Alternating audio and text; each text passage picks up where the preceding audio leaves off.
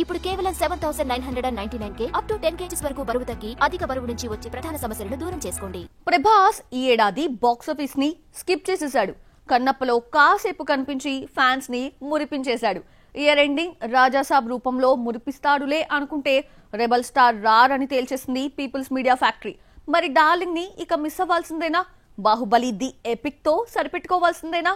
కల్కి 2898 ఏడీ తర్వాత భారీ గ్యాప్ ఇచ్చిన 6 అడుగుల కటౌట్ ప్రభాస్ ఈ ఏడాది ఫ్యాన్స్ ముందుకు రాలేదన్న మాటే కానీ ఎక్కడో ఒక చోట ఏదో ఒక రూపంలో కనిపిస్తూ వినిపిస్తూ తన ప్రెజెన్స్ ని చాటుతున్నాడు. కన్నప్పలో 15 నిమిషాలు కనిపించి ఫ్యాన్స్ ఆకలి కాస్తో కూస్తో తీర్చిన డార్లింగ్ ఈ రెండింగ్ ఫుల్ మీల్స్ రెడీ చేస్తారు అనుకున్నారు. కానీ సంక్రాంతికి రాజాసాబ్ ఆగమనం ఖాయం చేసుకోండని ప్రొడక్షన్ హౌస్ అనౌన్స్ చేసి టీజర్ ట్రైలర్స్ తో అడ్జస్ట్ చేసుకోమని చెప్పేసింది. ఇక డార్లింగ్ ను బాక్స్ ఆఫీస్ దగ్గర చూడలేమా అనుకుంటున్న టైంలో బాహుబలి ది ఎపిక్ ని తెచ్చేస్తున్నాడు రాజమౌళి.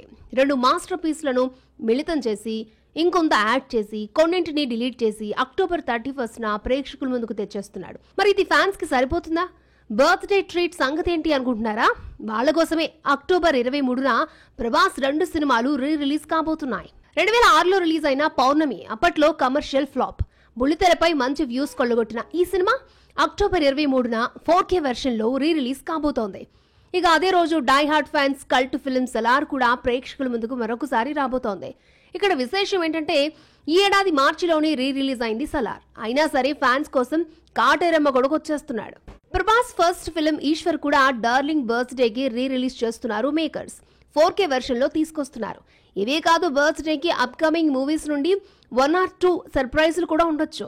ఇక ఈ ఏడాది బాక్స్ ఆఫీస్ దగ్గరే కాదు మీడియా కంటికి కూడా కనిపించని darling Baahubali the epic promotion లో సందడి చేసి ఫ్యాన్స్ ని కాస్త కూల్ చేస్తాడేమో చూద్దాం.